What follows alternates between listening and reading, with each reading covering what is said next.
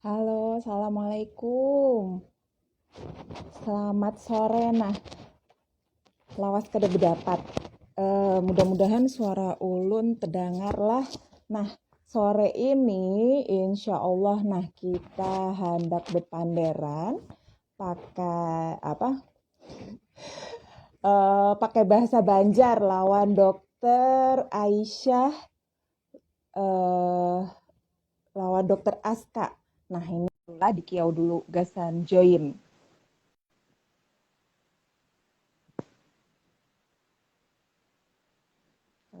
Hadanis Tumat. Mudah-mudahan kau join.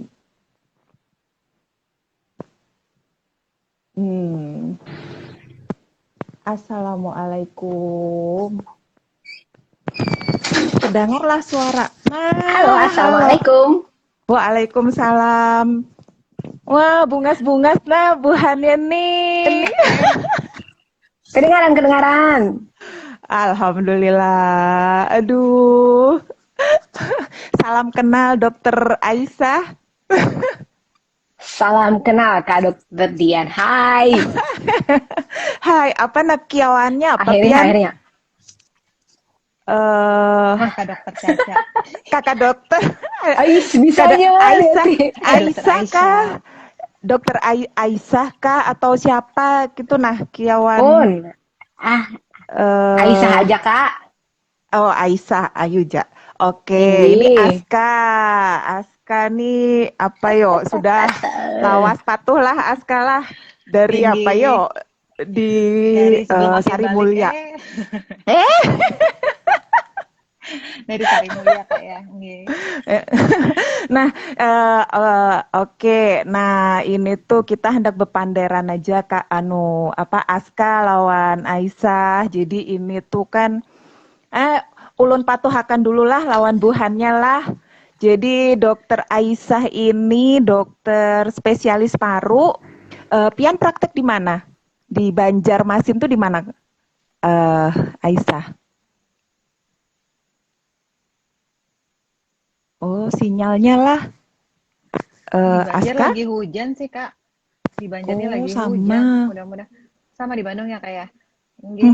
Di sini juga hujan. Kayaknya Nah, Kaisah Nah, udah kembali. sudah, Ya, sudah. ya. Oke, Maaf, Kak, maafkan. Siang. Kak Jua.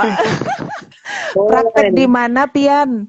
Di Kalau Banjarmasin tuh di mana? pagi, kalau prakteknya sih sore di Rumah Sakit Ciputra, tepi Bailon Hmm. Aska.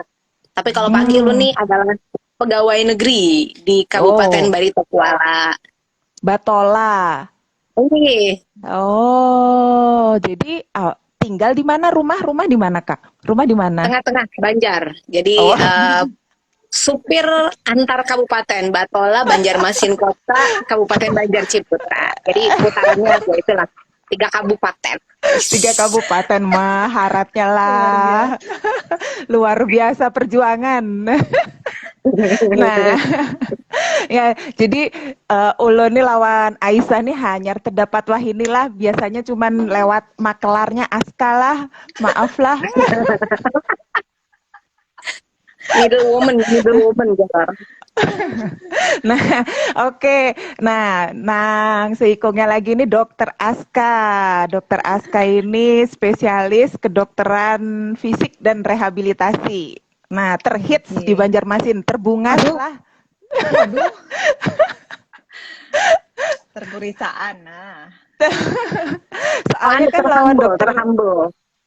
Oh, eh praktek di mana Aska? Di Ulin lawan di Ciputra juga atau di mana lagi? Nah, di mana lagi? eh Ulun kalau pagi di Ulin, di Rumah Sakit Ulin. Mhm. Kalau sore sama kayak dokter, kayak Kak Caca, Kak Aisa itu di Ciputra, sama di Mhm. Siaga, Kak. Di Rumah Sakit Siaga. Oh, apa rumah sakit bedah ya? Rumah sakit siaga itu Nggih. bedah. Masih ingat Oke. ya. Nah, Kak Dian masih ini tahun ingat. berapa sih Kak terakhir ke Banjar, Kak? Dian? PT jadi Dian tuh tinggal di Banjar 2004 sampai 2008. PTT. PTT Hmm. di 9 November, Puskesmas 9 November lawan Kelayan Dalam.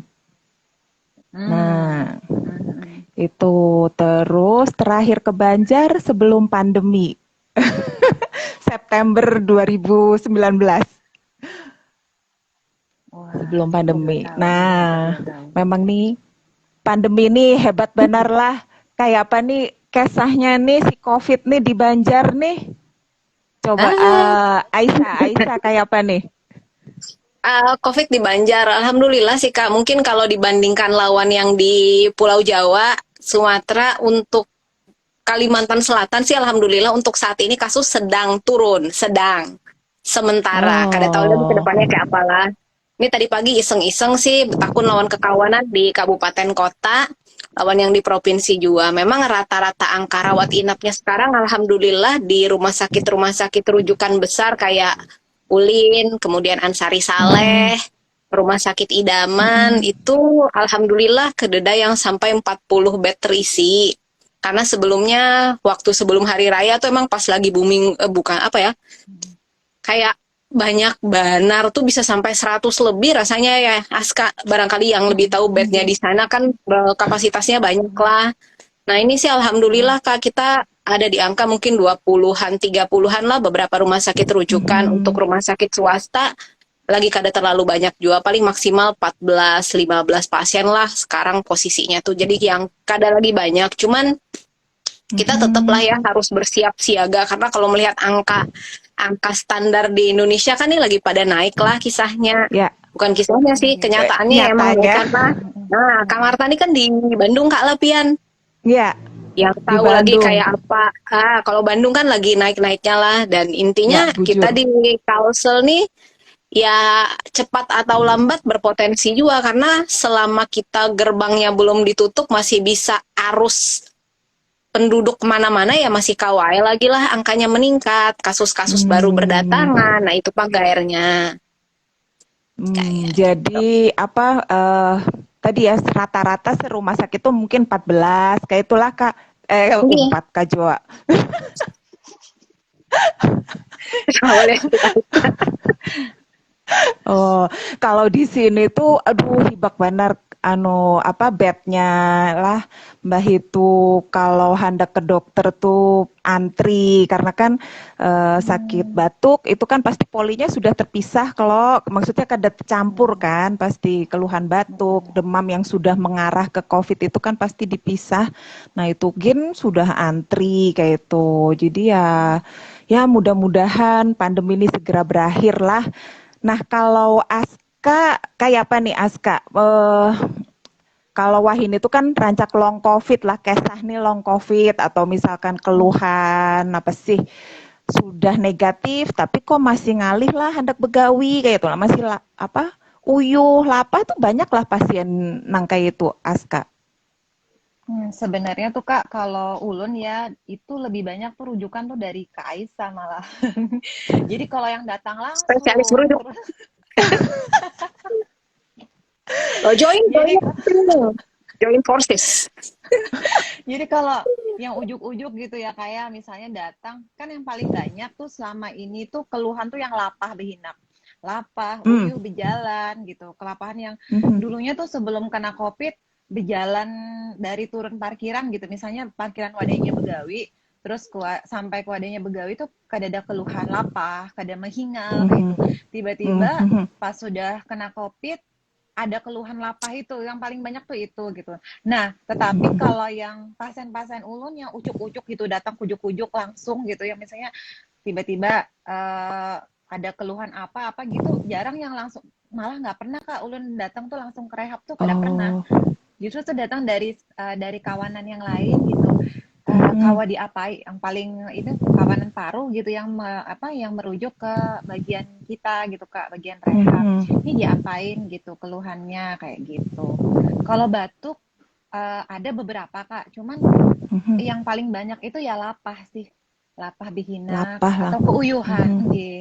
Keuyuhan kayak Oh. gitu. Nggih. Nah, ujar Aska ini Aisyah yang rancak merujuk. Nah, jadi apa sih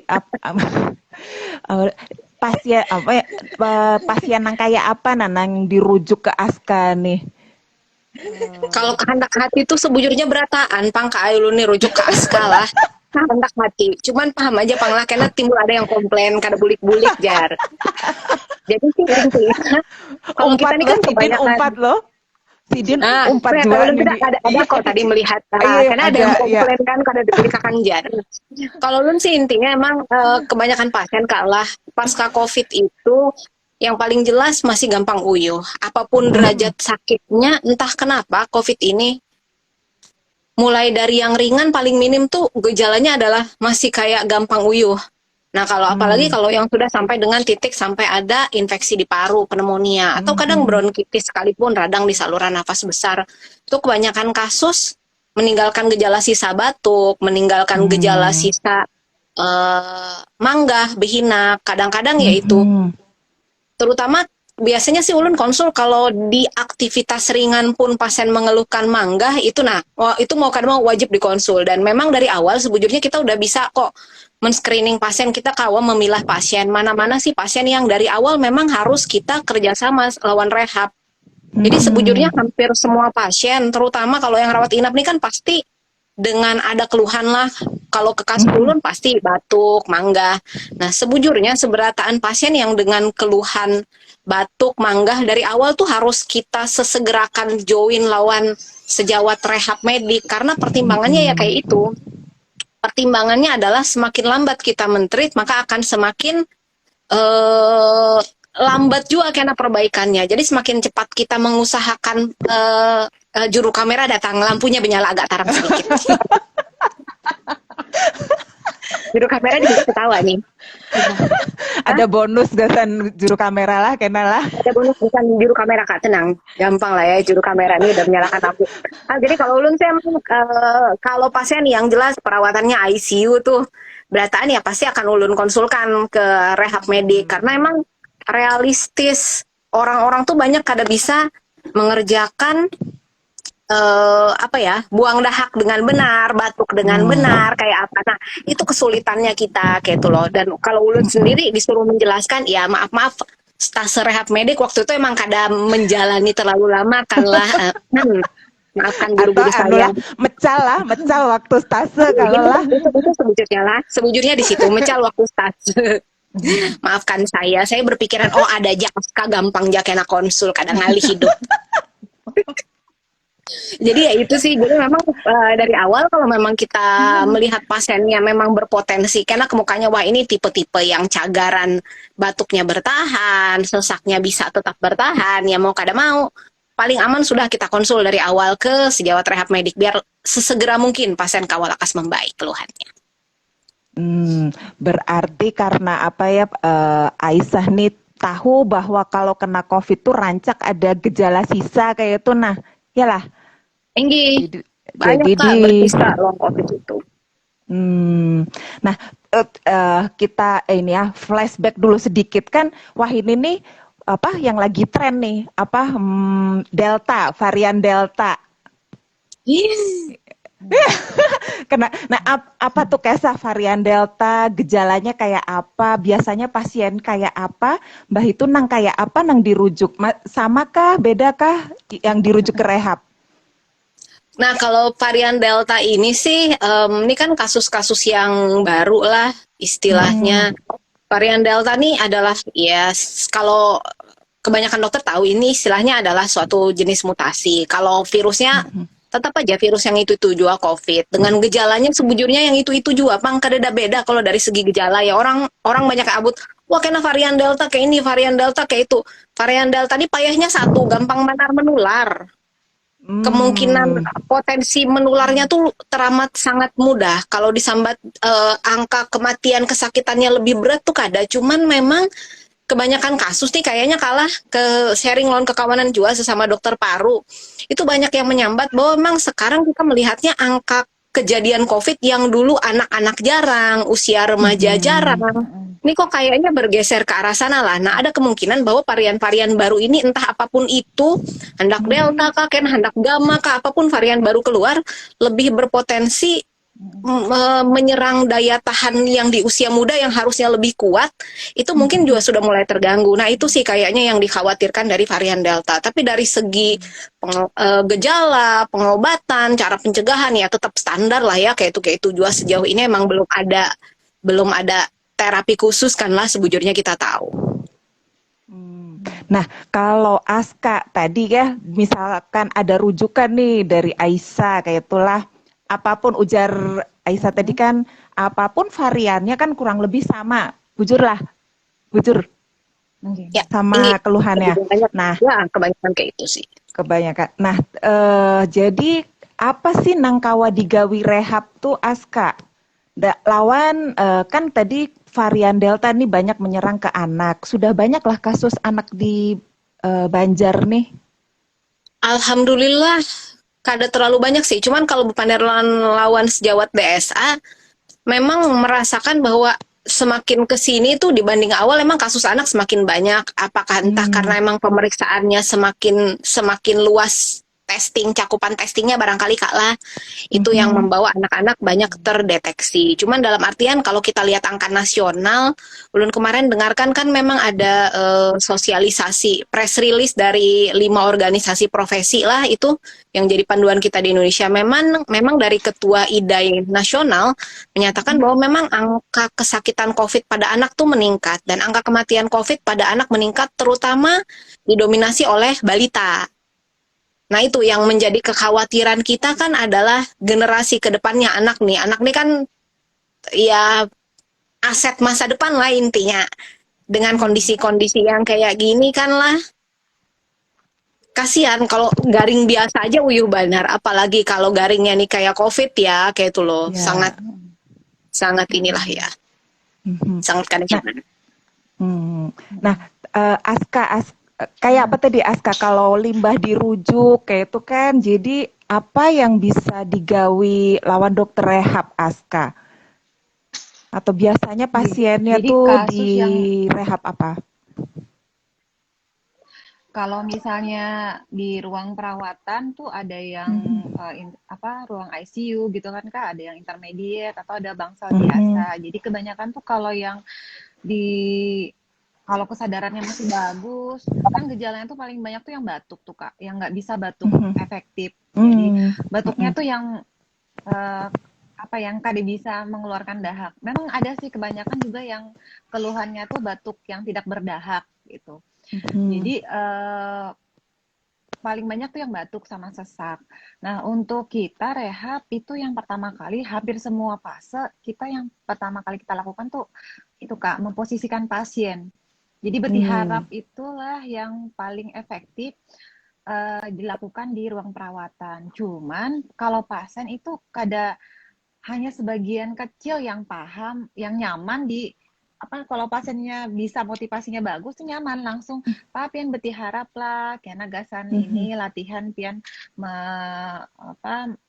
latihan untuk pernapasan, latihan untuk meregangkan paru gitu ya. Tapi ada yang pasien itu yang udah cemas Kak. Kadang-kadang Mmm. terubah sedikit aja selang oksigennya udah Panik. Panik. langsung desaturasi, panik kayak gitu. Jadi kehadiran kita dan tim gitu ya, maksudnya Ulun bersama tim fisioterapi, alhamdulillah di tempat Ulun bekerja, tim fisioterapisnya juga ya maksudnya tuh semangat lah gitu untuk walaupun di ruang Mhm. isolasi yang hampir orangnya itu aja sih Kak yang dari tahun kemarin sampai sekarang tidak ada roh. Jadi yang bersedia tuh orangnya itu aja gitu. Jadi memang SDM dan aset SDM ini insya Allah mudah-mudahan selalu dalam keadaan sehat lah. Amin. Jadi Ya, ya ketika amin. ke dalam tuh kita membuat mereka percaya diri untuk bergerak dan meyakinkan mereka bahwa posisi beti harap itu justru mengolah nyaman gitu. Nah, Mmm. ya itu tadi Kak, kehadiran kita membuat yakin itu kan memang harus kita perhatikan juga. Kadang-kadang kita harus feedback kayak apa Pian gitu sambil dicek sambil apa gitu kan ya. Nah, Mhm.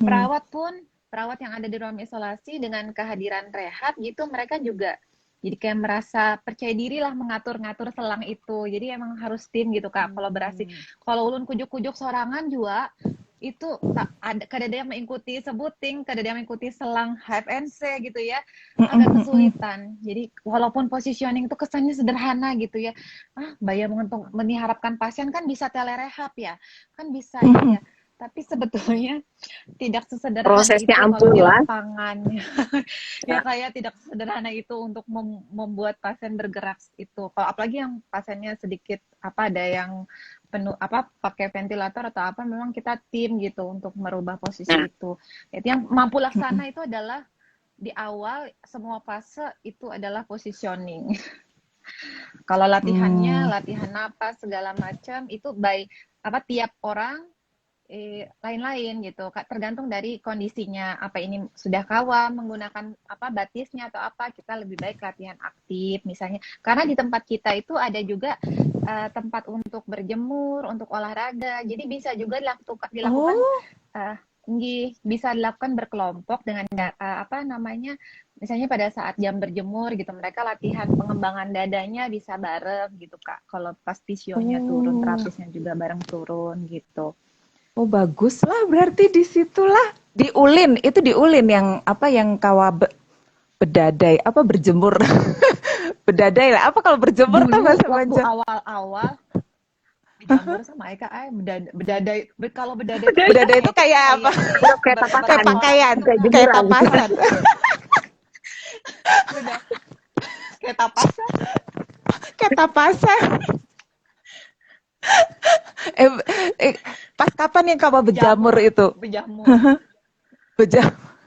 Kalau dulu waktu awal-awal gitu kan Kak, di rumah sakit Ulin tuh ada lahan gitu ya. Tapi kalau sekarang karena rujukannya pada moderate yang sedang sama keberat aja kan, Ya, jadi mode severe kan lah yang boleh nggak rawat inap. Tidak dilakukan seperti yang di tempat kita itu yang swasta itu yang bisa dilakukan senam-senam begitu. Tapi ya dilihat dulu Kak, kalau misalnya bisa dilakukan, ini gejalanya hampir sama, udah mulai perbaikan gitu, bisa kita kelompokkan, jadi latihannya berkelompok. Tapi kalau misalnya tetap per individu, oh iya, kita juga ada pengalaman ya kayak kemarin tuh pasien kita tuh pas yang bulan itu kenapa banyak sekali pasien yang obesitas ya kayak, padahal ya, sekumpulan obesitas dan muda-muda lah.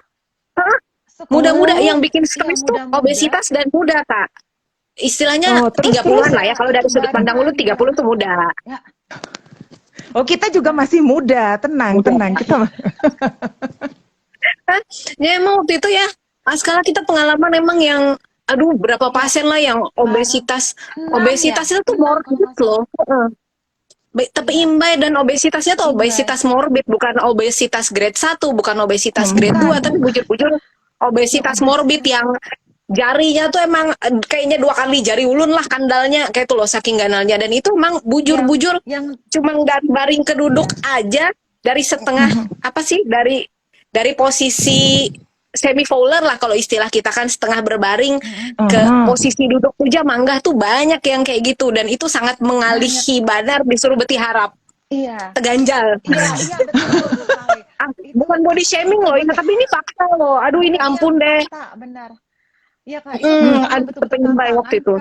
Tantangannya benar. Tidur pasien itu nggak muat Kak. Lepas. Jadi tempat tidurnya sangat berpikir keras bagaimana ini cara mobilisasinya. Mengangkat tangan sendiri aja itu udah kelapahan. Apalagi tungkai bawah. Itu betul-betul tantangan banget. Bah itu kayak apa? Terus kayak apa? Waktu itu sih emang kayaknya kita kada bisa untuk yang memang obesitas waktu itu kita memang kada bisa ya menyuruh untuk prone position untuk beti harap. Jadi yang memang paling Aska kayaknya cuman kawas suruh miring kanan miring kiri. Paling kada kan kita memposisikan paru bagian samping bagian lateral untuk ada di posisi tertinggi.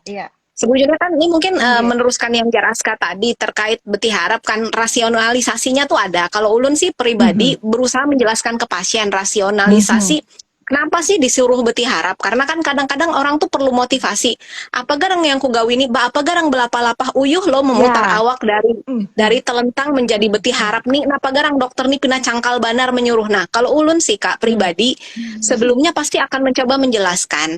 Ini ada prinsip fisika, gas menempati tempat tertinggi, sakit parunya itu COVID ini paling banyak. Kalau kita lihat dari gambaran foto torak maupun CT scan itu selalu paru bagian belakang, sehingga kalau kita posisikan betiharap maka gas mengisi tempat tertinggi, punggung tempat tertinggi. Nah, harapannya dimulai dari situ, pasien ini paham kenapa sih harus digawi prone position. Karena kalau kedada motivasi itu ngalih juga sebujurnya.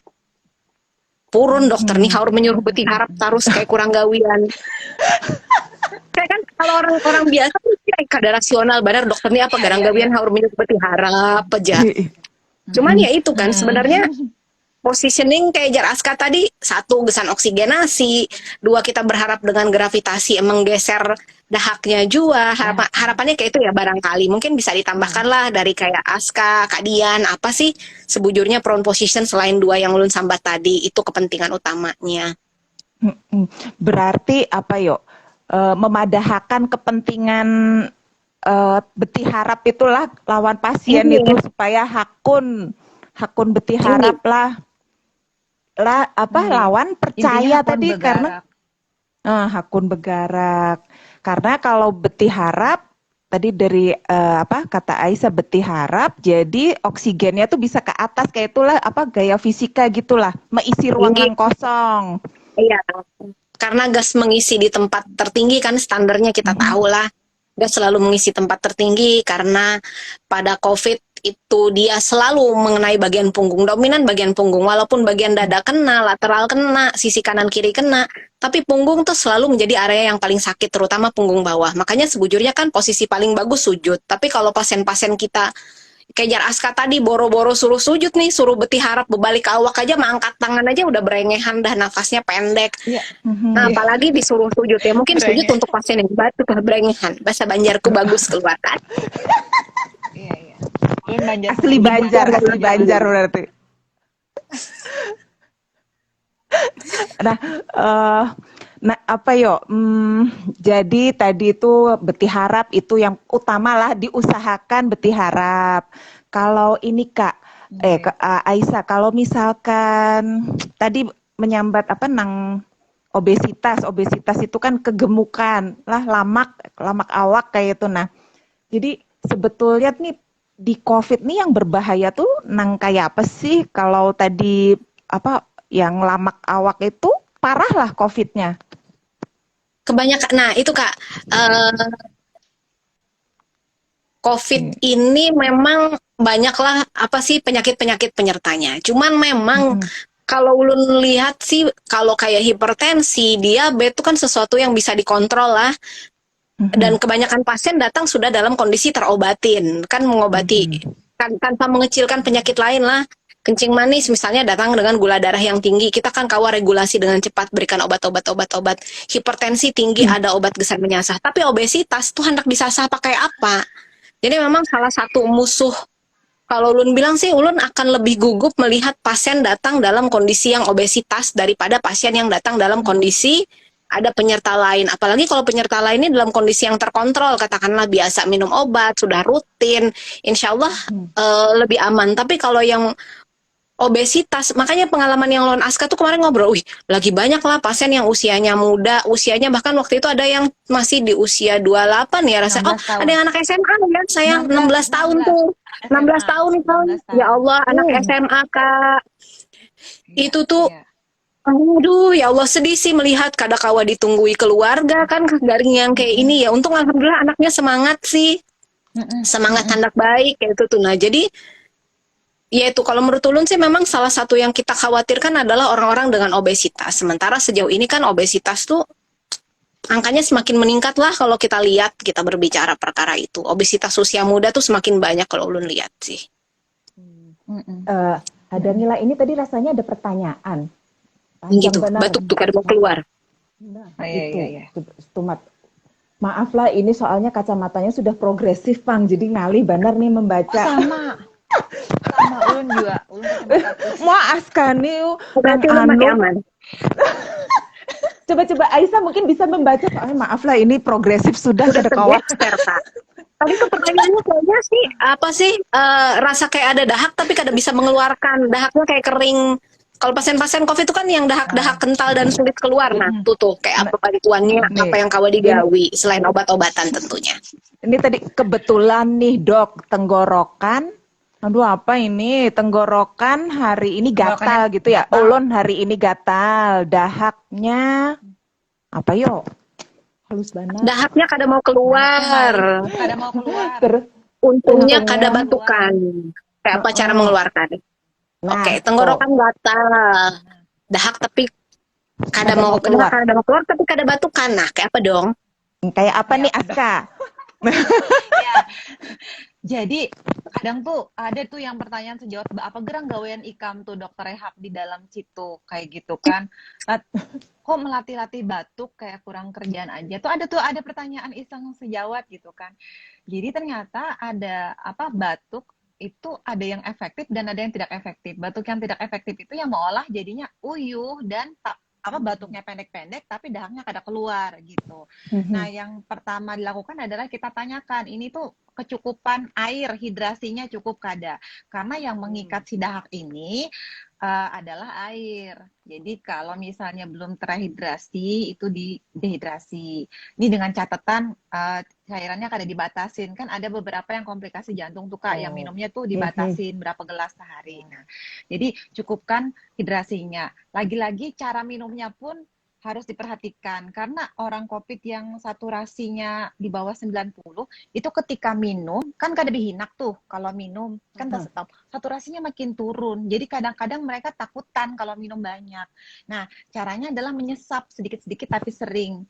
Kayak lagi minum soda itu kayak lagi minum minuman bersoda jadi kayak Apa? disesap jadi Apa sih? sering mencecap jadi kalau kita betengadah kan apa namanya saluran napas kita menutup dan itu malah bikin saturasi oksigennya turun kayak gitu caranya makannya pun begitu karena ada juga Kak keluhan kalau minum sama makan jadinya saturasi turun dan makin sesak jadinya takut makan sama minum kayak gitu. Nah jadi cara minumnya cukupkan airnya terus kemudian juga adalah latihan bernapas bertahap. Jadi latihan napas dalamnya jangan bekajut. Kalau misalnya latihan napasnya bekajut, tarik napas dalam misalnya, itu tiba-tiba kan langsung merangsang batuk juga. Batuk. Karena reseptor batuk juga ada di pleura. Jadi kalau ini bekajutan, langsung malah batuk, menstimulasi batuk. Memang sebetulnya tujuannya itu, tapi jadinya tidak efektif. Jadi napas dalamnya itu bertahap menariknya, gitu. Menghembuskannya seperti meniup lilin. Jadi kayak pemanasan gitu dulu 3 kali. Kemudian supaya dahaknya itu ke arah percabangan paru. Jadi cara napasnya adalah seperti mengembunkan cermin. Jadi kayak bisa pendek, bekajut, mengembunkannya atau pelan-pelan dulu. Jadi tadi bertahap gitu. Kalau sudah terbiasa adaptasi itu biasanya lebih mudah ke tengahnya. Kemudian yang ketiga baru batuk efektif. Jadi batuk efektif apa bedanya huffing? Apa bedanya mengembunkan sama itu? Kalau bahasa Banjarnya itu apa ya? Anak rangkungan ya, glotis itu Kak. Oh, Bahasa Banjarnya. Nah, kalau batuk itu anak rangkungannya menutup. Kalau misalnya sebenarnya bahasanya ada sih, tapi agak-agak gimana gitu kalau kita menyambat glotis itu. Jadi kalau misalnya pasti Kak Dian tahu bahasanya itu. Glotis itu kalau huffing kan masih harus dibuka. Menghubungkan cermin. Kalau batuk ditutup. Jadi setelah ke tengah baru kita batukkan gitu. Jadi itu sebetulnya satu siklus. Sebenarnya yang ahli ini adalah Kak Dian nih mengajarkan.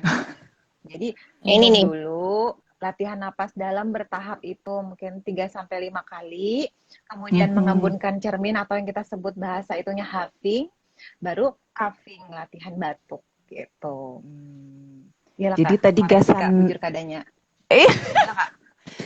bujur soal kan ini kan apa yo memang ini kan apa gasan niatnya kan memang gasan awam lah supaya Buhan di Banjar nih tahu apa nang harus dilakukan kayak itulah bila isoman kan kayak itu apa sih nang harus digawi kayak itu kan karena pasti ketika apa tahu baca hasil positif itu kan pasti sudah panik kalau buhannya nih tapi apa jadi tadi coba menjawab pertanyaan nang tadi itu berarti tadi dimulai dari minum, mbah itu latihan ambil napas apa sedikit sedikit dalam lah, bertahap. mbah dalam bertahap, mbah itu apa tadi seperti membuang napas nang kayak di cermin, hah kayak itulah. Habis itu hanyar yang dibatukan. Batukan. Nah, Ada tambahan ini nggak, lawan Kak? Kada Pang, cuma ya memang latihannya kayak itu Pang. Rasanya tuh gampang sepele tapi sebetulnya kada gampang lah.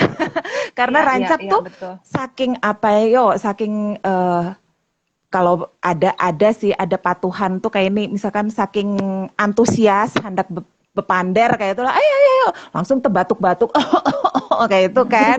Nah, itu kan sebetulnya merangsang apa ya refleks batuk juga kan. Jadi batuk kayak itu makanya memang lebih baik tuh bicaranya dihemat kalau lah supaya Nah, iya. energinya kada terbuang nang gasan selain napas karena gasan berhinakin sudah lapah bujur lah. Cuman coba apa yo kalau di Banjar mungkin lah kasusnya itu kalau tadi ini tuh jadi terlintas nah di Dian tuh kan tadi Aska bepada biasanya pasien tuh rujukan bisa rawat inap bisa rawat jalan kalau pasien yang datang kucuk-kucuk kadeda iyalah Aska kalau di Banjar nih kayak apa stigma nih Buhannya ini ada kadalah yang menurut atau sependangaran Aisyah, Aska, apa kalau ketahuan COVID tuh supan, terus hendak ditutupi kah atau kayak apa? Terutama di Eh, awal ya Kak. Kalau kalau yang mhm, stigma tuh bujur-bujur di awal. Semakin kesini sih emang semakin ini ya, semakin kesini memang sudah semakin lebih mudah lah karena memang kasusnya sudah banyak. Ulun ingat benar di awal-awal kasus mungkin sekitar 20 kasus pertama ulun ada pasien yang waktu itu berkisah kuitannya meninggal karena COVID dan mhm. si keluarga pasien ini berkisah kami hendak diusir dari kampung dok Hmm, karena kuitan di tengah kuitan meninggal orangnya hendak diusir dari kampung karena dianggap oh ini kan bawa penyakit kayak itu sih yang ada wahini itu sudah jauh lebih mending walaupun memang tetaplah stigmanya itu yang melekat adalah kalau sedengar sedikit-dikit dengar orang batuk lalu takutan nah itu tuh yang masih melekat ya wahini batuk COVID jangan-jangan. Nah, itu sih kalau kebanyakan kisah pasien-pasien ulun. Tapi kalau yang semakin ke sini lah, apalagi untuk perkantoran-perkantoran yang emang karyawannya sudah banyak benar kena COVID, sudah semakin welcome sehingga orang tuh juga kada terlalu takutan. Sebenarnya sih banyaknya juga kalau ulun lihat ya cemas lah berkaitan dengan COVID ini kan garing yang beda banget lawan garing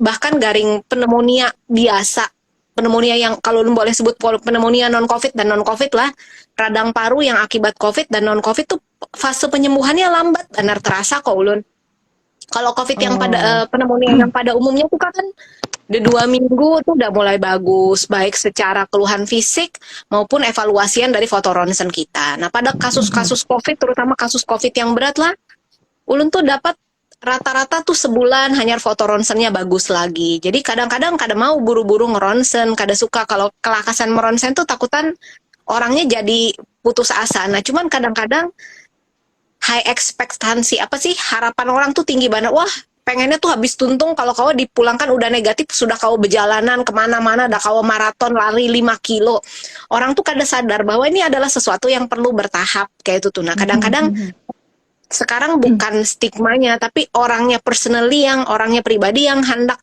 siapa sih yang hendak belawas-lawas lah istirahat kayak itu tuh nah apalagi ini kan karena garing ya lain istirahat karena libur karena istirahat karena garing nah itu kadang-kadang orang tuh harus menerima bahwa habis covid ini tidak akan bisa bukan tidak bisa lah lambat terbulik 100% kayak awal lagi kadang-kadang perlu waktu yaitu tadi keluhan uyu. Pernah ulun dapat pasien yang berkisah dulu biasanya dok maraton membersihkan rumah itu adalah hal standar. Kali ini melipat baju 3 lembar aja udah uyuh benar rasanya. Mungkin ada yang pernah dapat kayak gitu tuh nah. Itu sih karena kan memang kalau kalau kita ukur kapasitas paru, kemudian apalagi pasien yang lawas istirahat, bedridden lah, ototnya, core-nya, kekuatan ototnya pasti turun lah, apalaginya haur beraba, apalagi kalau kita tahu lah pasien-pasien yang di ICU yang ya itu tadi boro-boro hendak berjalan ke kamar mandi, turun dari bed ke samping aja untuk duduk berdiri latihan angkat tangan, angkat kaki kayak Jar Aska tadi tuh uyuh. Nah itu tuh cagar jadi pasien lawasnya sejawat rehab. Jadi kalau Lun pikir sih emang joinan dengan rehab nih, I promo. Bukan promo, tapi realistis kok ini. Realistis dalam Iya, artian, iya, iya. COVID ini kan bukan masalah yang kawa diselesaikan oleh satu orang dokter saja. Betul. Banyak hal yang berperan lah dalam fase penyembuhan, support keluarga, pengetahuan orang-orang di kantor. Memang kalau lu pikir ya yang kayak kita gawi sore ini sih, ini emang bagian dari edukasi lah ke masyarakat. Dan harapannya orang tahu bahwa kada seberataan pasien COVID dengan hasil sudah negatif, kawa langsung turun begawi. Kada langsung kawa disuruh begawi full kayak biasa, harus bertahap. Dan ada orang yang beruntung kawa langsung baik, ada orang yang qadarullah kada kawa langsung baik. Nah itu yang harus dipersiapkan dari awal kalau Lun pikir. Ya, ya, jujur aja Dian lawan laki itu kan, kalau laki kan kada apa lain dokter lah, jadi COVID itu kan nanti sembuh sendiri, ngapain sih kayak itu laki itu. Karena gin anu baik juga, baik sorangan jar kayak itu kan Jin. Kenapa takut? Jar laki kayak itu. Tapi kan karena Dian mungkin rancak membaca jurnal ya, long COVID, dampak COVID itu. Jadi akhirnya Dian bekesa COVID itu memang mungkin kawa sembuh, tapi dampaknya tuh ada aja, bisa ini, bisa itu. Jadi kalau apa yo, bukan bersih terus apa ngarannya, bepanderan ya, bepanderan tuh, oh ya pasti bunda nih hendak bepadah kalau COVID nih ada efek jangka panjangnya kayak itu. Tapi wah ini sudah apa yo, karena apa sih, misalkan kan kadang-kala tuh kita tuh hendak berdapat lawan keluarga kan himung banar lah, misalkan ada kuitan datang itu kan rasanya tuh himung kalau jadi wah ini tuh misalkan ada siapa tamu datang sehat kayak itu, mbah tamu itu bulik berapa hari kemudian di rumah itu ada yang positif, hanya terpikir ini dapat dari mana gitu. Nah itu apa ya, memang mungkin mas kita itu, jadi kalau jar lagi memang kita harus egois mungkin lah zamannya Wahid ini, kada menerima tamu, kada apa, makan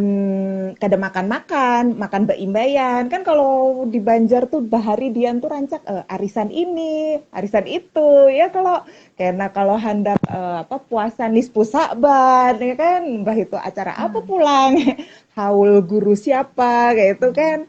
Nah jadi apa ya, memang tradisi mungkin lah yang maolah Iya, hendak rancak banyak berkumpul. berkumpulan. Nah, banyak berkumpulan. Apa ya? Tadi tuh sempat sebelum acara tuh kontak lawan Aska. Aska, kawakah kita misalkan ada survivor lah. Tadi bekasnya hendak mengiau Iya, survivor gitu. jadi Tapi tadi tuh Dian kayaknya mepet kak ya. bertakun. Kita nggak punya nomor kontak. Ya, tadi gin ada patuhan Dian pang anu ditakuni didatangi dokter rehab kadalah. Banyak benar dokter nang datang, jadi kada tahu dokter rehab yang mana. yang di Oh, yang dokternya bukan diing dokter Aska, tidak memperkenalkan diri itu. Kalau dokter Aska oh, memperkenalkan diri, ingat saya, karena aku datang tepi imbai. Iya, jadi yang betul. diingat tuh Jadi hanya karena dokter pakai paru dokter itu kan, aja. Oh iya ya, karena pakai APD ya. APD. Mungkin di pakai APD-nya tuh harus APD. ditulis nih, rehab medik kayak itu, nah. Jadi kak, kalau ditakuni dokter rehab kadang-kadang ada tahu. Kalau dokter fisioterapi tuh tahu gitu. Jadi Nah, dia iya, masih betul. Oh, Dokternya dokter ini tuh ya ya fisioterapi. ya. gitu. Iya, Iya tadi jadi tuh masih dokter begitu. rehab itu Kalau di dokter Banjar masih apa? begitu kak. Masih, oh baik, oke oke, ya, ya. Dokter fisioterapi lah, menyambatnya lah, kayak Iya. itulah. Ya, ya ulun ya mencoba. Tapi ulun selalu karena kita tuh pakai APD, jadi Dan supaya kita bonding sama pasien, yang pasti dia harus percaya yang kita sampaikan itu adalah memberikan kebaikan sama dia, dan supaya lebih apa ya latihan itu dijalankan kayak gitu. Jadi biasanya lo memperkenalkan diri, dan biasanya tuh berulang-ulang kayak gitu. Karena kan Kak ngalih kalau kita menyuruh melatihan napas, kan kebanyakan tuh dari mulut ya. Napasnya kayak ini lah Pak, napasnya kayak gini gitu. Jadi memang berusaha apa ya, mudah dipahami sama pasien kayak gitu. Tapi ya itu tadi Mhm. ya harus betul-betul dia trust sama kita, percaya sama kita mau bantu dia gitu untuk mengurangi gejalanya gitu. Hmm. Oh ini siapa nih? Ya, Tempel Dokter foto di Yasmin baju mungkin. si Queen-nya Tempel Kak foto. Caca. Di anaknya Kak Caca tuh. Oh, Ini Itu tempel miminya. foto. tempel foto. Supaya patuh lawan dokternya. Oke, Eh, Oh, baik kalau ulun siap dikenali Kak. laksanakan. Kalau ulun sudah dikenalin, karena kan kalau tiap hari datang, kita Ya. tiap hari datang dan setiap hari kita usahakan ngarannya. Kalau kalau ulun pribadi pikir kayak jar Aska tadi lah. eh usu ini nih kan perkara bonding lah, perkara percaya apakah ada lawan dokter. Bagaimana itu kan salah satu bagian dari kayak apa pasien itu siap menjalankan pengobatannya adalahnya percaya lawan dokternya. Jadi memang kita satu intinya. Jadi kalau ulun pribadi selalu mengusahakan setiap kali ulun datang, ibu, bapak, saya dokter Aisyah, apa kabar pian hari ini? Iya, Kayak iya. apapun caranya kita tuh memberikan semangat, ngasih spirit sama pasien. Kada sekedar datang, iya pak, mari datang, ayo kita periksa. Kayaknya kada bisa sih. Kalau ulun kebetulan orangnya emang ketujuh ketujuh memperkenalkan diri ya. Emang dulu pernah diajarin, ada zaman sekolah dulu, taunya sempat terdidik bahwa jadi dokter yang zaman sekarang tuh kita memperkenalkan diri, karena pasien itu emang datang ke kita ya, tapi tetap sopan santun standar kita memperkenalkan diri. Bahkan saat kita kadang memakai hazmat pun seperti di poli, tetap pengulangan kita memperkenalkan diri bahwa kita adalah dokternya, dokter ini siapa nama saya. Itu tuh satu memang dalam bagian dari kita meningkatkan kepercayaan pasien lawan kita. Terus itu tadi juga kesan memberikan semangat, ayo coba latihan, coba ini, coba itu. Lun pribadi pun betakun biasanya dari dokter fisioterapi, dari dokter rehabnya udah dilajari apa, sudah dikerjakan belum apa hari ini. Karena kan kalau kayak dari Aska nih bertahap ya, biasanya kalau nafasnya sudah nyaman mulai latihan duduk di samping bed Kak lah, biasanya kaki juntai-juntai goyang-goyang biar pasiennya. Pasien itu pun kalau kita betakun kayak apa progresnya hari ini. Pasien rata-rata kalau sudah semakin baik akan dengan senang hati bercerita, hari ini dokternya sudah kawa berjalan, sudah kawa berdiri, sudah kawa sikat gigi, kadang ngos-ngosan lagi. Ini kan kegiatan simpel ya di mata kita, tapi buat pasien itu adalah sesuatu yang, oh dokternya nih memperhatikan loh perkembanganku kayak apa, memberikan masukan. Itu sebujurnya itu panglah salah satu, bukan sekedar obat saja ya COVID ini, kalau ulun pikir bukan bukan itu, tapi bagaimana secara psikis kita membantu pasien di situ, memberikan semangat itu juga. Iya, Oh maka iya jar Kak, tadi tuh Aisyah. ada Mhm. Ya, yang ya apa Aska. yang survivor yang mau kita undang itu. Jadi sebetulnya itu pasien kita berdua juga, dari rawat inap sampai ke rawat jalan. Itu awalnya beliau itu geret-geret tabung oksigen kemana-mana. Jadi Ya, dia bawa tabung oksigen itu, kalau dilepas dia langsung turun Kak. Jadi 90% saturasinya. Usianya masih 46 gitu. ya, Jadi empat bapak ini puluh tuh lima punya 40. jadi dia bawa ke poli rawat jalan itu, bawa tabung oksigen gitu pada kedatangan pertama. Kemudian waktu pertama kali itu ulun cuman periksa uji fungsi yang semampu Sidin. Jadi yang hitung napas itu Kak, yang Mhm. cuman berapa mampunya. Harusnya kan dia satu kali tarikan napas normalnya bisa 30 gitu Kak. Itu 10 aja kada sampai. Cuman ulun bilang sama Sidin, Pak, pian jangan bandingkan pian dengan yang lain. Jadi memang kalau pasien COVID itu kadang-kala kita membandingkan, kenapa yang itu gejalanya ini, kenapa ini lakas baiknya, kenapa aku kok kada kayak itu. Jadi ulun cuman bilang, pian bandingkan diri pian dengan pian semalam. Kayak apa pian semalam, pian 5 hitungan aja menghingal bernapasnya. Ini sudah kawa 10 kali napas, alhamdulillah. Nah, terus dia tuh suami istri kalah, dua laki bini kena Kak. Nah, yang bininya ini batuk dengan low back pain, jadi nyeri punggung bawah gitu. Nah, Mhm. jadi si bini ini cepat perbaikannya, gejala sisanya tuh nyeri punggung bawahnya yang bertambah berat. Terus jadi Pian juga jangan bandingkan sama bini Pian kayak gitu. Pokoknya Pian syukuri yang hari ini Pian capai. Ayo kita fokus lagi ke depan gitu. Jadi bandingkan Pian lawan Pian semalam gitu. Alhamdulillah banget rasanya itu nilai yang apa ya, yang menurut ulun apa gitu ya, melihat ketika Sidin datang lagi setelah 2 minggu latihan tanpa oksigen, Sidin Ya. mampu Kak duduk ke berdiri itu saturasinya itu stabil, dan kemudian tuh Sidin tuh mampu tanpa lelah, jadi kadang menghingga sama sekali. Itu 2 minggu, jadi hitungannya itu 1 bulan setelah Sidin keluar Peluk. dari ICU. Waktu itu dia pulang tuh atas permintaan sendiri kayak. Jadi Iya, betul. motivasinya adalah untuk anaknya. Jadi saya mau sembuh dok untuk anak-anak saya. Saya mau berperan lagi sebagai ayah dan sebagai suami.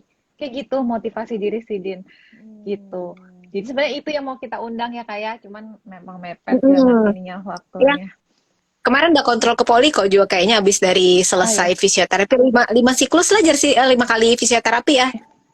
Kan ya ada paket yang 4, ada yang paket yang 6 menurut aku. Ya di rumah dikerjakan ya juga.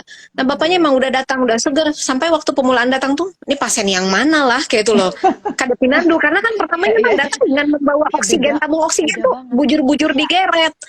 Aura mukanya ya standar kayak orang kada garing lah, intinya ya itu. Nah itulah itu yang kayak gitu kan lah yang menyenangkan hati, dalam artian aduh hai senangnya bisa membantu menolong orang ke proses penyembuhannya gitu.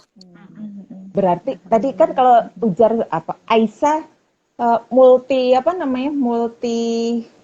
disiplin ya, jadi banyak yang terlibat gitu lah, jadi support buat pasien. Mungkin bapaknya tuh bisa punya semangat kayak itu, kayak apalah ada bekas lah Sidin. Maksudnya kan jarang kan orang habis COVID itu beransaknya kan patah semangat ya kan, karena mungkin terisolasi, kadang-kadang menjanguk, kadang-kadang mengawani kayak itu kan. Nah, kalau Bapak tadi itu kan bersemangat lah Sidin lah kayak itulah, kalau mendengar kisahnya tadi itu pokoknya hendak bulik gasan anak. Jadi kayak apa? Anaknya Kak, anaknya jadi penyemangatnya. Jadi psikosuportifnya, lingkungan terkecil yang itu istrinya dan anaknya, 3 orang anaknya itu yang jadi alasan dia adalah anak yang bungsu itu, yang perempuan. Gitu. Karena memang yang perempuan yang kecil itu katanya mandi dengan Sidin, segala makan dengan Sidin. Jadi kalau misalnya Sidin sakit, maka jadi Sidin beberapa aktivitas itu tidak bisa dilakukan, dan itu kan nitipkan anaknya ke orang lain. Jadi motivasinya itu ya dia mau tetap menjalankan aktivitas sama seperti sebelum COVID. Jadi kadang-kadang menggali lagi alasan kuat dia, pain-nya untuk dia bangkit lagi tuh apa kayak gitu. Dan ini tuh kada terlalu banyak digali karena Sidin sendiri pun bisa self healing kayak gitu, punya alasan untuk menyembuhkan sendiri. Okay. Ini ada pertanyaan nih, varian Delta. Apa ini? Dokter izin bertanya. Kan pada varian Delta banyak menyerang anak-anak. Kalau pada bayi apakah ada kemungkinan terjangkit? Bagaimana pengobatannya dokter? Nah, kayak apa nih? Kalau perkara terjangkit COVID nih bisa menjangkiti semua usia. Jadi tidak ada spesifikasi tidak bisa terkena siapapun. Jadi siapapun orang dengan gejala mendukung COVID. Dan COVID ini gejalanya luas. Mulai dari gejala saluran nafas, gejala yang fisik lah ya, yang standar demam, awak sakitan, sendi-sendi rasa linu, penurunan nafsu makan, rasa keuyuhan. Kemudian kalau gejala saluran nafas tuh kayak batuk, bisa hidung buntu, penciuman perasa hilang, kemudian di saluran cerna bisa diare. Nah itu orang yang banyak miss-nya tuh di diare. Kadang-kadang ada pasien yang datang. Nah, jadi apapun saat ini gejalanya, selama itu ada dimulai dengan demam, memang tetap kita harus curiga. Kalau bayi tadi, memang yang biasanya kita akan curiga bayi itu sakit, satu, kalaunya ada memang riwayat kontak erat. Karena memang standar, semua orang yang kontak erat akan kita curigai COVID. Harus kita pikirkan bahwa oh ini kemungkinan tertular COVID, sehingga memang harus dilakukan pemeriksaan. Nah terkait bayi, memang untuk penegakan diagnosanya sama seperti orang dewasa lainnya melalui pemeriksaan swab PCR. Kalau memang kena terbukti hasilnya positif, balik lagi lihat derajat gejala sakitnya. Kalau memang gejala sakitnya masih penggolongan sakitnya masih ringan, itu kita biasanya memang masih dengan menggunakan vitamin, obat-obat suportif sesuai dengan gejala sakit. Kalau ada demam, kita kasih obat demam, ada batuk kasih obat mukolitik, obat-obat pengencer dahak, benar-benar sesuai gejala. Nah, tapi kalau kondisinya sudah sedang berat, ya memang obat-obat antivirus sudah mulai bisa dimainkan. Apalagi kalau anak nih kan memang kesulitannya hitungan dosis dan pilihan obat kada terlalu banyak lah. Memang ada jenis-jenis tertentu yang bisa diberikan. Dan kita pun setahun karena memang kalau yang masih rawat jalan, anak-anak kita kebanyakan belum memberikan obat antivirus. Kebanyakan kita masih memberikannya adalah vitamin-vitamin suportif. Jadi itu sih kalau untuk pengobatan. Kecuali emang anaknya nih bergejala ya, dalam artian kita dapati tanda-tanda pneumonia. Nah, itu memang indikasi rawat inap, napasnya cepat, ngos-ngosan, demam tidak terkontrol dengan obat demam yang standar, itu indikasi harus dirawat di rumah sakit. Dan itu sudah harus mulai diberikan obat-obat antivirus kayak gitu. Ini ada dokter Acil anaknya. DSA kita 4 tuh. Oh, ada Acil Ibu Desa. kita hadir juga tuh. Tuh, Ya, ini ada dokter anaknya nala di kiau lah, Ica, kiauannya rasanya Ica jua ini, karena di kiau lah. Tuh, aduh tadi tuh hendak betakun apalah, Kalau bertambah lagi seikung tuh kayak bericau banar kena. Oh, yang ada merotetan aja. cocok sudahlah apa nih? Aduh tadi tuh hendak betakun dari yang apa Aisyah sebutkan tadi tuh demam, diare, ya kan? Jadi, nah tadi apa? Kalau happy hipoksia kayak Pak, bisa lah. Maksudnya kan, jadi kayak ini maksud Dian tuh. Oke, kalau ada pasien isoman, maksudnya ringan sedang, jadi tidak perlu dirawat kayak itu kan. Nah, apa yang harus dilakukan saat isoman, Aisyah, supaya terpantau terus supaya tahu kapan harus ke rumah sakit gitu loh. Iya. Kalau pemantauan pasien-pasien isolasi di rumah itu ada dua yang pemantauan yang paling utama. Yang pemantauan pertama adalah demam. Jadi memang ukur suhu harian. Kada usah jangan pernah coba-coba ukur suhu pakai tangan. Wah ini anget, ini kayak dehidrasi itu kan kurang banyak juga ya bisa ya bikin anget. Nah, paling bagus ukur suhu adalah dengan termometer ketiak. Karena kalau kayak termometer tembak segala macam tuh kan bujur-bujur terpengaruh kita ada di kamar yang ruangannya dingin. Jadi bujur-bujur dah termometer ketiak yang murah meriah itu aja deh, kembali ke zaman dulu aja yang air raksa tuh jauh lebih bagus. Ukur suhu harian 2 sampai 3 kali, jangan terlalu sering. Kalau punya alat ukur saturasi, ukur saturasi. Kapan sih datang ke rumah sakit kalau saturasi di bawah 95? Terus kalau memang ada punya alat ukur saturasi, dilihat kayak apa kalau kita ngobrol. Itu kan bisa terasa ya. Dalam artian kalau kayak kita yang muslim tuh kalau kita sholat, kalau jar pasien-pasien ulun tuh yang memang saturasinya rendah-rendah tuh baca Al-Fatihah aja pada saat sholat tuh udah kada bisa plong, stumat stop. Nah itu sih, jadi yang memang dipantau dua yang membawa pasien harus evaluasi kontrol ulang ke rumah sakit walaupun belum sampai jadwal adalah dua. Demam yang tidak terkontrol dengan obat demam yang standar, yang kemudian yang kedua adalah keluhan sesak. Keluhan lainnya misalnya pada perjalanan pasien nih, kemarin ada demamnya sudah ampi, kok muncul gangguan penciuman, atau muncul gangguan perasa, atau tiba-tiba jadi diare, itu sebenarnya perjalanan penyakit. Dua inti utama yang paling harus kita pantau tuh dua, demam, sesak. Sejujurnya kesadaran ya, tapi sebelum penurunan kesadaran pasti sudah ada keluhan-keluhan sesak dulu yang kayak gitu. Jadi itu dua yang utama untuk dipantau saat menjalani isolasi mandiri di rumah. Nah, kalau apa? Biasanya itu kan berarti untuk isoman di rumah. Kalau dari dokter apa ya? Dokter parunya kan kayak itu. Kalau dari dokter fisioterapi, dari dokter rehabnya kayak apa? Apa yang apa? Yang bisa dipesankan. Jadi kalau di rumah latihan ini kayak itu atau kayak apa? Aska? Jadi kalau memang gejalanya kayak inflamasinya kayak lagi batuk, kemudian lagi demam, memang harus istirahat. Jadi memang tidak usah memaksakan berkegiatan yang jadi hindari stres fisik sama psikis lah istilahnya. Jadi jangan anak cepat-cepat baik, tetap hendak begawian gitu ya. Jadi memang alarmnya dinyalakan untuk istirahat. Jadi istirahat itu baik secara psikis maupun fisik.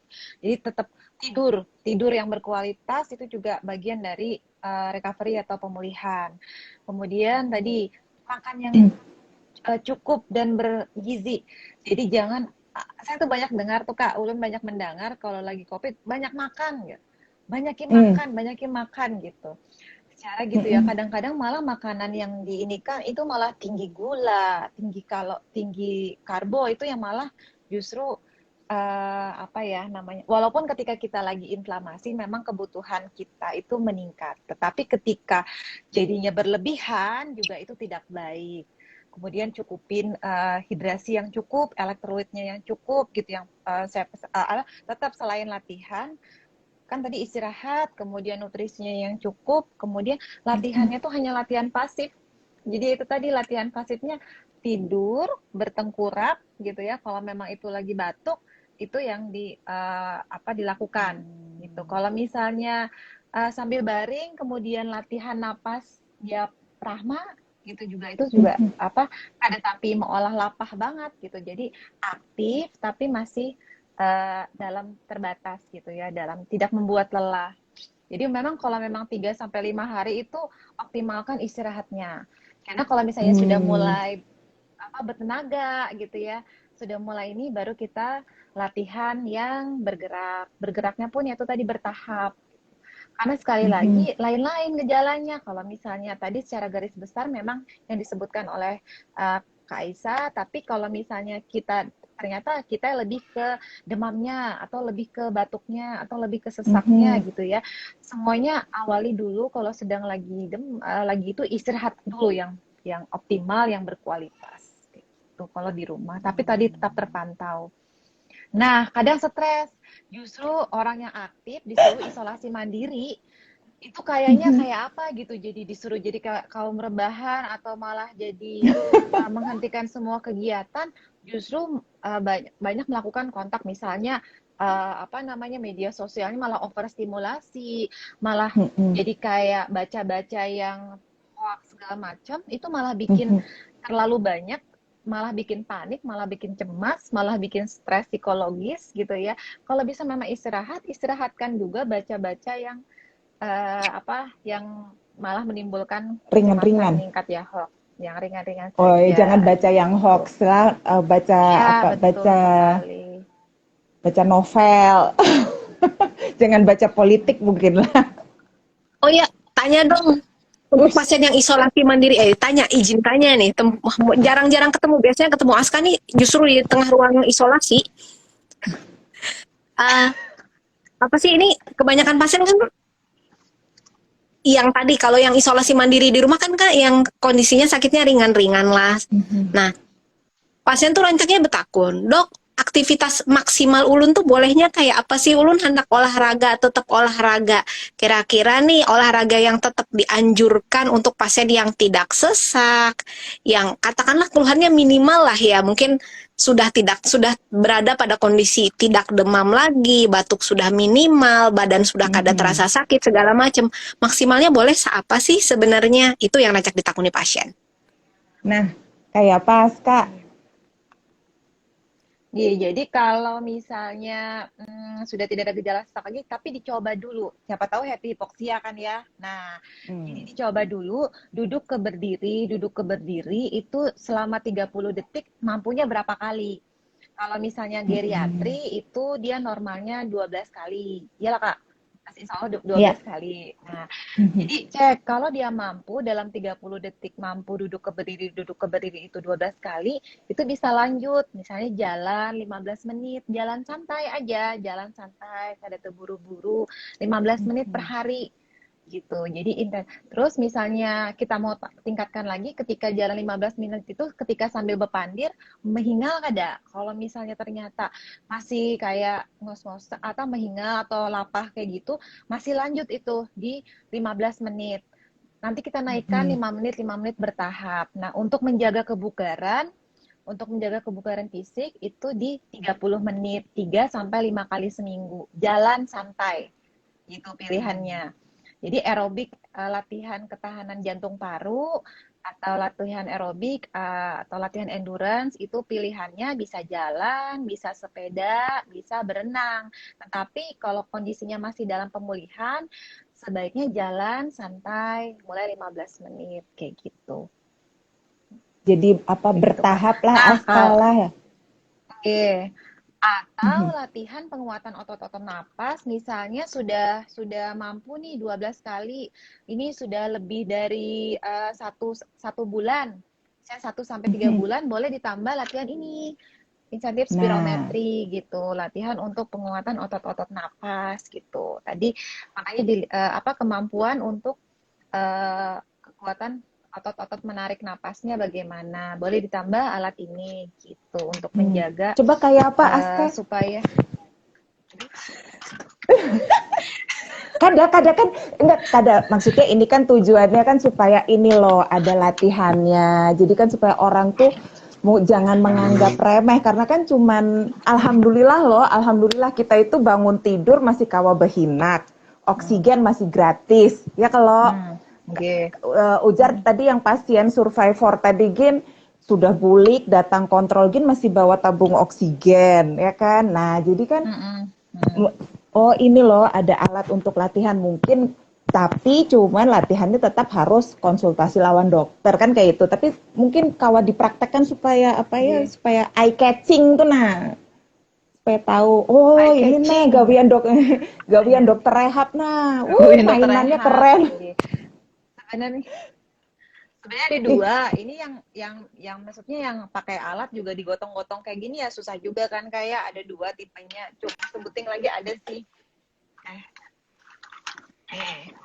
Ada dua, ada yang biasanya beredar di pasaran yang bola-bola ini ya kayak yang tiga ini. Jadi kalau misalnya yang ini tuh kita maunya dia terangkat bolanya. Yang misalnya kemampuannya masih awal-awal itu misalnya mampu menaikkan bola yang merah. Kalau yang ini itu misalnya ini kita setting dulu. Ini tuh ada tandanya berapa cc gitu. Kemampuan otot-otot inspirasi atau menarik napas kita. Jadi ini bukan ditiup tapi dihirup. Ya kan kayak jadi Mas, pemanasan dulu, pemanasan. Jadi karena ini latihan penguatan, jadi tetap otot-otot napasnya juga harus dilakukan pemanasan.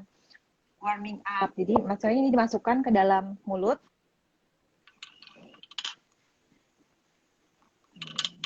Astagfirullahaladzim, ini kok tidak bisa bertahan ya. Sepertinya kemampuan saya sedang menurun. Atau lagi kebanyakan berpandir. Harusnya dia bertahan. Gitu. Ya, intinya harus apa dalam apa ya dalam pengawasan mungkinlah dalam persepan dokter kayak itu kan karena cara pakainya seperti apa ya kan kapan bisa memakainya mungkin kan dokter yang bisa memberitahu. Karena ada resep latihannya juga nih kayak resep obat kan ada indikasi sama kontraindikasi juga. Ini kita sudah berpandar berapa lawas lah rasanya Pina sudah lebih nih Pinanya lebih oh pas sejam kah nah masih ada masih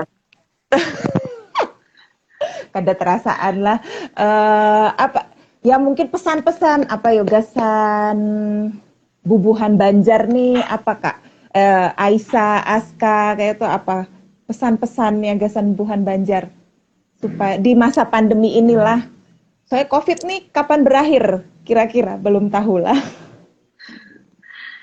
Epidemiologis bilang kalau dengan perilaku kita yang seperti ini ya 10-15 tahun, ini harus realistis. Ini berpandai realistis ya, kalau masih semua dengan perilaku yang kayak ini. Kalau ulun sih, intinya satu, COVID ini adalah satu penyakit yang memang akan panjang perjalanannya. Cuman kayak apa caranya kita masing-masing berikhtiar menurunkan angka kesakitannya. Senjatanya COVID tuh, senjata melawan COVID tuh macam-macam dan semua macam itu harus kita miliki. 5M, 3T, kemudian vaksin tuh paket lengkap. Jadi kada bisa cuman salah satu aja. Oke, aku pakai masker aja tapi kada mau divaksin. Oke, aku tes saban minggu aja kada mungkin kena tuh kada mungkin juga. Jadi emang paket lengkap beratan itu harus seberatan dikerjakan, dan itu PR semua orang. Kada bisa kita bergantung sama pemerintah, kita kada bisa bergantung sama orang lain. Intinya kitanya masing-masing untuk 5M terutama. 3T-nya bagi yang emang punya rezeki bisa lah ya kalau hendak tes berkala. Barangkali orang-orang yang rancak terpapar, pasien-pasien COVID rancak bertemu kayak dokter, kayak perawat, memang bisa berkala pemeriksaannya. Cuman itu kan kada yang efektif juga ya. Sama vaksinasi, karena angka vaksinasi kita tuh masih sangat rendah. Kita masih di bawah 5% capaian vaksinasinya. Jadi negara-negara Eropa yang sekarang sudah mulai nonton bola di stadion, ulun lihat kok di medsos sudah banyak kayak, wah kenapa di Eropa udah bisa nonton bola di stadion? Itu jawabannya satu, cakupan vaksinasinya udah lebih dari 50%, bahkan sudah angka 70%-an. Kemudian positivity rate tuh angka positif pasien diperiksa itu sudah di bawah 5%, karena standar WHO harus di bawah 5%. Kita Indonesia saat ini ada di angka 40% untuk positivity rate-nya. 8 kali lipat dari yang diminta oleh WHO. Jadi satu, orang Indonesia harus terima bahwa COVID itu ada, dan COVID itu bisa dicegah dan dihindari dengan cara mengerjakan 5M. Itu paling penting, vaksin. Kalau itu sih, Kak. Dari Aska kayak Pak Aska. Kalau jar guru ulun tuh Dokter Siti Chandra yang di Rumah Sakit Persahabatan, bahwa memang COVID itu kayak kocokan arisan gitu ya. Kita kada tahu misalnya kenanya kapan gitu ya. Tapi kalau kita usahakan, kita optimalkan ikhtiar gitu ya, berpikir bahwa kita jangan sampai membahayakan orang lain gitu ya, sampai menjolimi orang lain, maka kita disiplin lah untuk melakukan apa semua protokol kesehatan yang seperti dikatakan oleh Kak Caca tadi gitu. Jadi optimalkan ikhtiar, kemudian kita jangan jumawa, jangan sombong. Kalau sudah pernah kena COVID, itu bisa jadi kena lagi selama kita menghirup udara komunitas. Nah, itu jar guru ulun. Jadi ulun ingat benar pepadahan sidin, pokoknya kita bismillah, kita sama-sama menjaga diri dan bersama-sama juga tidak membahayakan orang lain. Itu aja dari ulun, Kak. Wah, terima kasih. Ya, mudah-mudahan nih banyak yang mendengar lah. Jadi memang harapan Dian itu kawa mengedukasi, karena ternyata tuh kada mudah lah mengedukasi awam tuh, rasanya tuh mental lagi. Jadi supaya paham, dan Dian sendiri paham bahwa COVID ini, masa pandemi ini nggak kada hanya mengenai yang sakit COVID gitu, tapi nang sehat pun terkena dampak pandemi ini pasti ada, kayak itulah kesehatan mentalnya, suka nggak suka, yang ujar tadi aktif, wah ini harus work from home, ya kan malah bingung kalau biasanya aktif begawi di luar, wah ini di rumah termasuk saya, kayak itu kan. Jadi memang ini tuh harus kompak sebetulnya ya, orang-orang Indonesia nih harus kompak. 5M, sekarang 6M, Aisyah. Ya kalau yang terakhir teh tidak makan ya, Iya, tidak makan. Ya, menghindari makan bersama-sama ya, Kak Inggi. Ya, 6M. Menghindari makan bersama-sama. Menghindari makan, iya, karena mungkin yang suka lengah itu memang makan bersama lah, kada ingat kan, kan beimbayan. Nah, jadi mudah-mudahan ada manfaatnya lah kita bepander, meracau nih lah. Meracau adalah adalah mericau kalau ini mah, bukan mericau kalau ini mah. Mericau. Tadi gitu lawan Aska, aduh Aska, aku kan kenapa lah deg-degan lah, grogi, lawas kada bebahasa Banjar.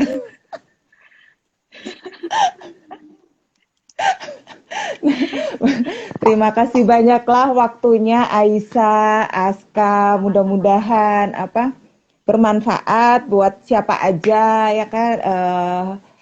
Allah yang bisa membalas kebaikan kalian semua ya kan, mudah-mudahan selalu diberi kesehatan supaya bisa memberikan yang terbaik buat pasien-pasien di Kalimantan Selatan. Terima kasih banyaklah. Jangan kapok karena bila diundang pulang jangan kapok lah. Insya Allah Kak. Insya Allah Kak. Baik, terima kasih banyak atas waktunya. Sampai ketemu lagi lah, karena kalau kada pandemi kita kawa bertatap muka kira. janjian. Amin. Amin. Assalamualaikum. Waalaikumsalam warahmatullahi Waalaikumsalam warahmatullahi wabarakatuh. wabarakatuh. Salam gasan Devin, Delwin. Coba Aska. Delwin. Delwin. Davin dan Delwin. Lain abahnya lain. Kamu Susi Delwin.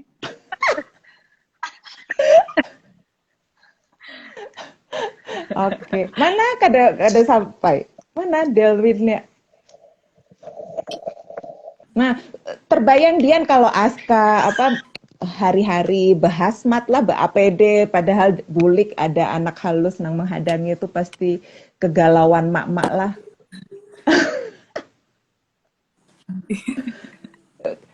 Kada jadi Delwinnya kada jadi. Ini menghadangi Kada Delwin mau, tadi Kak. tuh. Kada mau, ayo Kada ja. mau, Kak. Oh, Lagi kada mau Oke, nih. kada apa-apa. Ayo ja. Makasih banyak lah, kita sampai ketemu lagi. Sama-sama, Kak. Ditutup dulu. Dah. Assalamualaikum. Waalaikumsalam. Dadah. Oh, dadah.